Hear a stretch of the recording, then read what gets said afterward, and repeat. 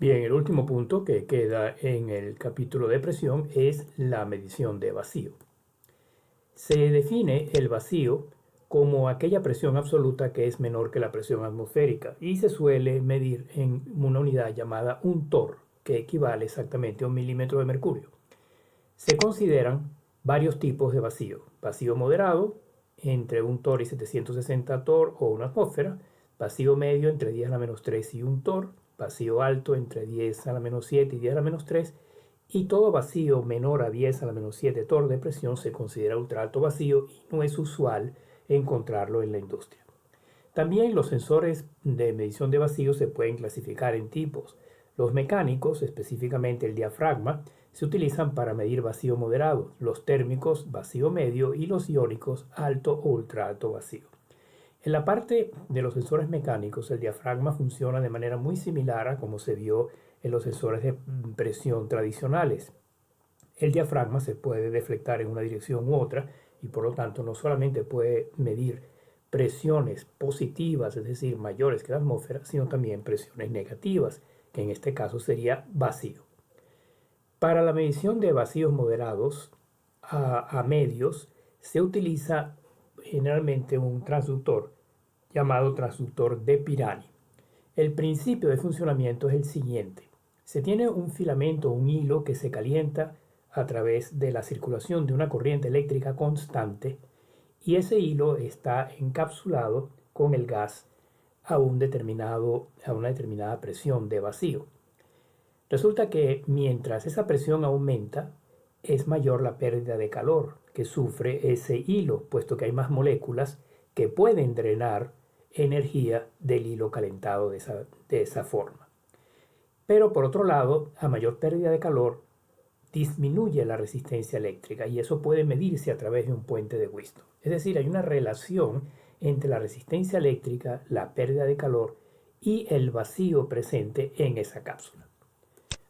El esquema en el puente de Wheatstone correspondiente se ve en esta lámina. Arriba a la derecha hay una cámara de referencia, es al vacío, donde se hace un alto vacío constante con su resistencia, y del lado izquierdo está otra cámara con el gas cuya presión se va a medir, igualmente con una resistencia. Cuando se hace circular una corriente eléctrica por el puente, se va a drenar cierta energía en la resistencia específicamente cuya cápsula se tiene la presión cuyo vacío se va a medir. Si la presión aumenta, se drena más energía y la resistencia disminuye. Habrá que ajustar entonces el puente para que la corriente entre las ramas medias sea cero. Y una vez que se hace ese ajuste, indirectamente a través de las ecuaciones correspondientes se tiene la relación entre resistencia, calor drenado y presión de vacío. Lo mismo si la presión disminuye. Ese es el principio de funcionamiento y como en otros elementos, el puente de Wheatstone ofrece ahora el transductor típico para la medición precisa de esta variable vacío. Cuando se va a la parte inferior de la escala, en la presión de vacío, hay que usar otro tipo de transductor. Y aquí se utiliza por lo general un transductor llamado iónico. El nombre hace referencia a la ionización que sufre el gas dentro de la cámara donde está o donde va a estar contenido. La ionización es un fenómeno mediante el cual las moléculas pierden o ganan carga eléctrica y por lo tanto abandonan su estado neutro y se convierten en iones positivos o negativos según ganen o pierdan respectivamente carga positiva. El principio consiste en generar un haz de electrones a alta velocidad o inclusive partículas alfa que forman una corriente electrónica que interactúa mediante choques con las moléculas del gas cuyo vacío se va a medir.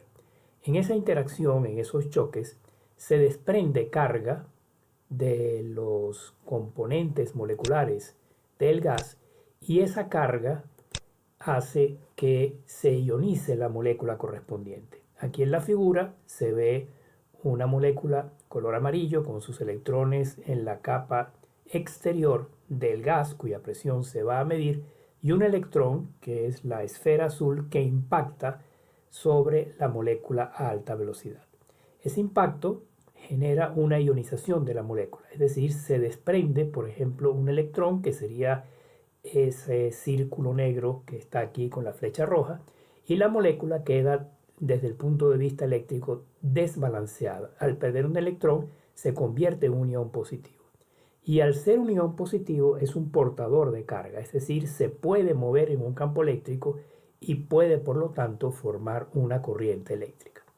¿Cuál es el aparato necesario para realizar este fenómeno, para realizar este instrumento, y en qué se basa el principio de medición? Se ve una cápsula cerrada con una abertura aquí en la parte izquierda que está conectada a la presión de proceso, al vacío que se quiere medir.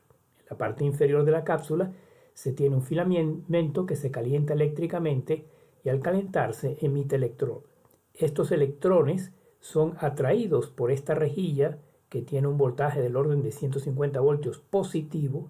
Como es positivo y los electrones son negativos, los electrones son atraídos y acelerados aquí ya en el centro de la cápsula y son recogidos por una placa superior, que es la placa colectora, y van cerrando el circuito a un amperímetro. Cuando la presión del gas es sumamente pequeña, el número de moléculas de gas dentro de la cápsula es relativamente pequeño. Por lo tanto, los choques a través de los electrones generan pocos iones y esos pocos iones contribuyen a una corriente débil. Si la presión dentro del rango de medición, por supuesto, aumenta, se van a generar más iones, más desprendimiento de electrones de las moléculas de gas aquí presentes. Y eso hace que la corriente iónica dentro de la cápsula aumente y por lo tanto la corriente que va al amperímetro aumenta también correspondientemente.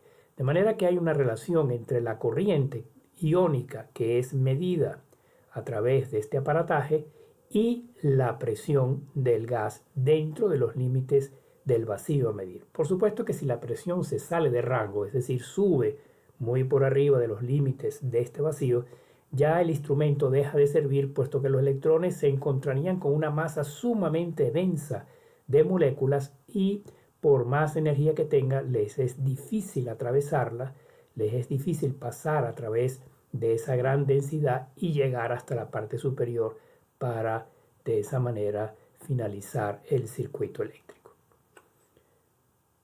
Este sería pues el funcionamiento o el principio del funcionamiento del transmisor iónico para medios y altos vacíos.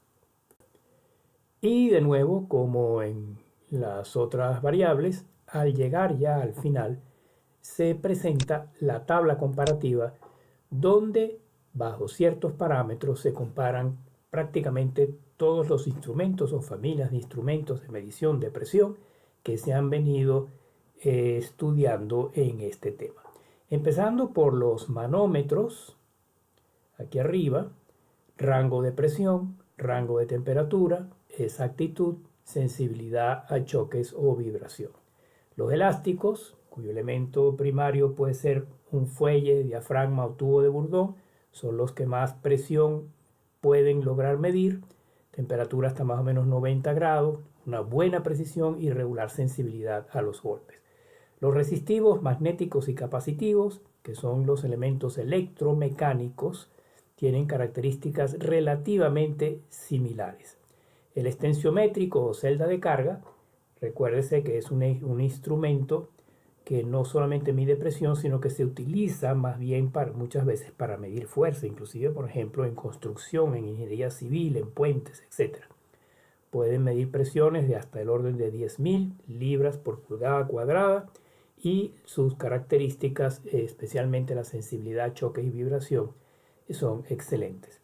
El extensiométrico de silicio difundido, que es un caso especial del anterior, un transmisor muy moderno, también constituye un instrumento que no solamente mide presión, sino fuerza. Y el piezoeléctrico, que es un instrumento basado en un cristal de cuarzo o de titanatio de bario, que tiene la propiedad de vibrar cuando se somete a una corriente eléctrica o viceversa, generar una polarización de carga cuando se somete a un pulso mecánico. Se utiliza para medir delta P, variaciones pequeñas, bruscas, puntuales de presión en compresores, vibración, explosiones, etc. El transductor de Pirani y los medidores de vacío no están representados ahora en esta tabla. Recuérdese, como siempre, que la tabla indica valores típicos, ya que un fabricante puede ofrecer equipos que excedan o más bien estén limitados con respecto a los valores dados en esta tabla. Y con eso se finaliza el tema de presión y el próximo video se comenzará a estudiar la siguiente variable de proceso clásica en la industria de instrumentación, que es la temperatura.